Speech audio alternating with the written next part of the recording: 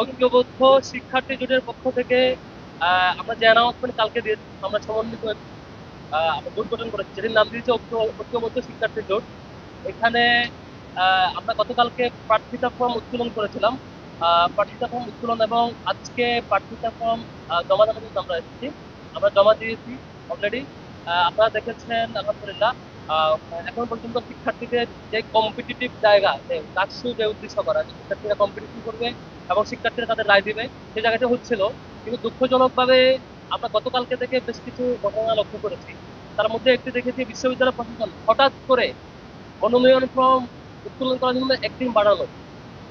এটি সুস্পষ্ট নির্দিষ্ট একটি দলের নিজস্ব একটি আহ, নির্দিষ্ট একটি দলের কাছে তাদের পক্ষপাতদুষ্ট আচরণ। আমাদের কাছে মনে হয়েছে বিশ্ববিদ্যালয় প্রশাসনের এটুকু সক্ষমতা থাকা দরকার ছিল। বিশ্ববিদ্যালয় প্রশাসনের এটুকু সক্ষমতা থাকা দরকার ছিল, তারা যে ডেট ঘোষণা করবেন সেই ডেটের মধ্যে শিক্ষার্থীরা যা আসবেন, ডেট মেনটেন করে তাদেরকে নিশ্চয়ই সেই শিক্ষার্থীদের যে রাইট সেটুকু দেবেন। কোনো ধরনের পূর্ব পর্যালোচনা ছাড়া, কোনো ধরনের ডিসকাশন ছাড়া সরাসরি একদিন বাড়ায় দেওয়া এবং বাকিরা জমা দেওয়ার পর হঠাৎ করে ঘোষণা দেওয়া, এটি নিঃসন্দেহে বাকিদের পলিসি মেকিং এবং বাকিদের সিদ্ধান্ত গ্রহণের পরে নির্দিষ্ট একটি পক্ষকে সিদ্ধান্ত গ্রহণের সামগ্রিক সুবিধা দেওয়া এবং পলিসি মেকিং এ বিশেষ সুবিধা দেওয়ার নামান্তর। এটা খুবই দুঃখজনক। এবং আমরা দেখেছি বিশ্ববিদ্যালয়ের সামগ্রিক প্রশাসনে, বিশ্ববিদ্যালয়ের প্রক্টর থেকে শুরু করে নানান পর্যায়ে নানান প্রভোস্ট এবং বিভিন্ন কমিটিতে নির্দিষ্ট একটি দলের পক্ষপাতদুষ্ট আচরণ লক্ষ্য করেছি। এটি আমরা শিক্ষকদের কাছ থেকে নিশ্চয়ই 24 পরবর্তী সময়টাতে শিক্ষকদের কাছ থেকে আমরা এমন একটা রেসপন্স চাই যে রেসপন্সটা সকল শিক্ষার্থীর জন্য সমান, কোনো পক্ষপাতদুষ্ট হবে না। আমরা আগামীতে পুরো ডাকসু নির্বাচনে আমরা এরকম শঙ্কিত হতে চাই না। আমরা ইতিবাচক এবং জাস্টিস এবং সমমানের, সবার প্রতি সমান অধিকারের যে দায়িত্ববোধ শিক্ষকদের পক্ষ থেকে চাই। আরেকটি ঘটনা লক্ষ্য করেছেন, বেশ কয়েকটি পত্রিকা, বেশ কয়েকটি হাউস মিথ্যা ফ্রেমিং করেছে আমাদের ব্যাপারে। তার মধ্যে দেখবেন যে বিবিসি বাংলায় প্রথমে একটি নিউজ করেছে, তারপর রাতে বিজনেস চ্যানেলে একটা নিউজ করেছে, আরো কয়েকটি পত্রিকা এরকম দেখেছি, যেখানে বলা হয়েছে ছাত্র শিবিরের দিক থেকে যে আমরা নাকি প্রথম অংশগ্রহণ করছি। আবার কেউ কেউ নিউজ একবার করে আবার এটা এডিটও করেছে, যে প্রথম স্বাধীনতার পর প্রথম পেমেন্ট আবার বলছে, প্রথম প্রকাশ্যে পেমেন্ট নানান আলাপ করছে আর কি। স্পষ্ট আমরা নিন্দা জানাচ্ছি এবং তীব্র নিন্দা জানাচ্ছি যে এই ধরনের মিথ্যা ফ্রেমিং ব্যাপারে। ছাত্র শিবির 1977 সালে প্রতিষ্ঠিত হয়েছে।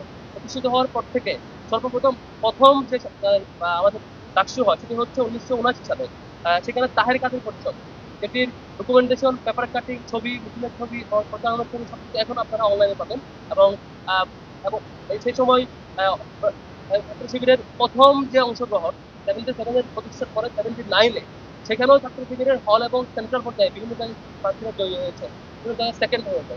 এরকম ডকুমেন্ট থাকা সত্ত্বেও তারপরে দেখতে হচ্ছে 80 সালে সেখানে ছাত্র শিবিরের প্যানেল ছিল, 82 সালে সেখানে ছাত্র শিবিরের প্যানেল ছিল, এনাম কাদের পরিষদ, যেখানে ছাত্র শিবিরের মিছিলে বিরোধীরা আক্রমণও করেছিল। সেই ঘটনার ফুটেজ, ছবি এবং পেপার কাটিং এখনো পাবেন।